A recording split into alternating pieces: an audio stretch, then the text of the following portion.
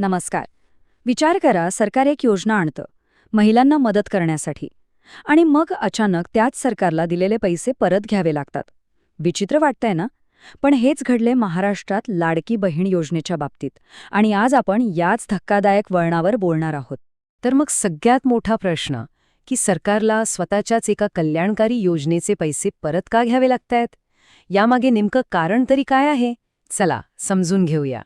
आणि रक्कम काही छोटी मोठी नाहीये. तब्बल 11 कोटी रुपये. हो, बरोबर ऐकलं, 11 कोटी रुपये आत्तापर्यंत सरकारने अपात्र लाभार्थ्यांकडून परत मिळवले आहेत. या एका आकड्यावरूनच प्रकरणाची गंभीरता आपल्या लक्षात येते. चला तर आपल्या पहिल्या भागाकडे वळूया.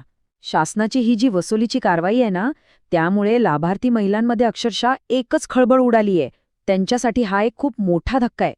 म्हणजे बघा, प्रकरण अगदी साधं सोपं आहे. महाराष्ट्रात महिलांना मदत करण्यासाठी लाडकी बहीण योजना सुरू झाली. पण आता त्याच योजनेतून दिलेले पैसे मोठ्या प्रमाणावर वसूल केले जात आहेत. म्हणजे ज्यांना मदत करायची होती त्यांच्याकडूनच पैसे परत घेण्याची वेळ आली आहे.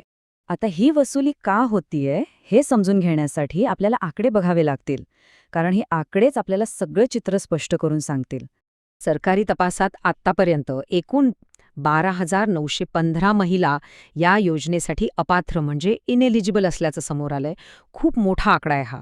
आणि ह्या सगळ्या अपात्र महिलांपैकी 6,457 महिलांकडून आत्तापर्यंत पैसे वसूलसुद्धा करण्यात आलेत. म्हणजे कारवाई बऱ्यापैकी वेगाने सुरू आहे असं दिसतंय.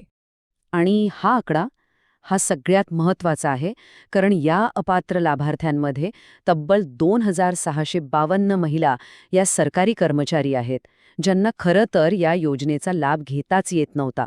हा तक्ता बघा, म्हणजे सगळं चित्र एकदम स्पष्ट होईल. यात आपल्याला दिसते की सरकारी कर्मचारी महिलांची संख्या किती आहे आणि त्यांनी किती रक्कम घेतली होती. तब्बल 3,58,00,000 रुपये. म्हणजे विचार करा, एकूण वसूल झालेल्या 11 कोटी रुपयांमध्ये किती मोठा वाटा फक्त या सरकारी कर्मचाऱ्यांचा आहे.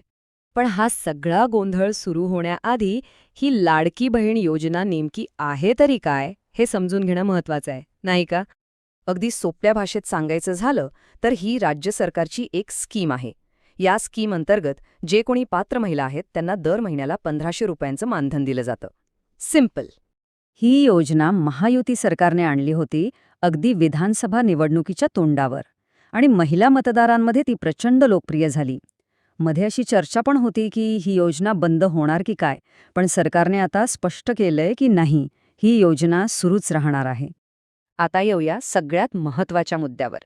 तो नेमका कोणता नियम होता ज्यामुळे हजारो महिला अचानक अपात्र ठरल्या? नियम अगदी सरळ आणि स्पष्ट होता. त्यात काहीच गोंधळ नव्हता. सरकारी सेवेत असलेल्या महिला या योजनेसाठी अर्ज करू शकत नाहीत. बस, इतका साधा नियम होता. पण तरीही झालं काय की अनेक सरकारी महिला कर्मचाऱ्यांनी अर्ज केले आणि त्यांना पैसे मिळाले सुद्धा. सरकार जेव्हा केवायसी प्रक्रिया करत होतं तेव्हा ही गोष्ट लक्षात आली आणि नियमांचं सरळ उल्लंघन झाल्याचं समोर आलं. तर मग आता पुढे काय? या वसुलीची सध्याची परिस्थिती काय आहे आणि यामागे नक्की कोणती प्रक्रिया राबवली जातेय?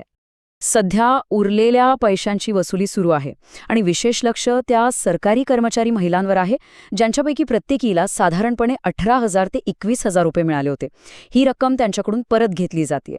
ही सगळी कारवाई ग्रामविकास विभागाच्या एका रिपोर्टनुसार होते आणि यावर महिला व बालकल्याण सचिव डॉक्टर अनुप कुमार यादव स्वतः लक्ष ठेवून आहेत.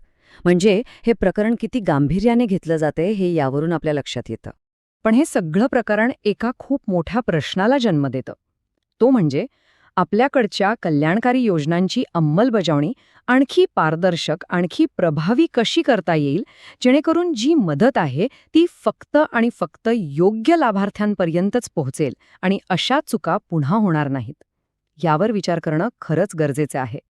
महत्त्वपूर्ण व्हिडिओ आहे. तुमच्या ग्रुपवर नक्की शेअर करा म्हणजे सगळ्यांना माहिती होईल.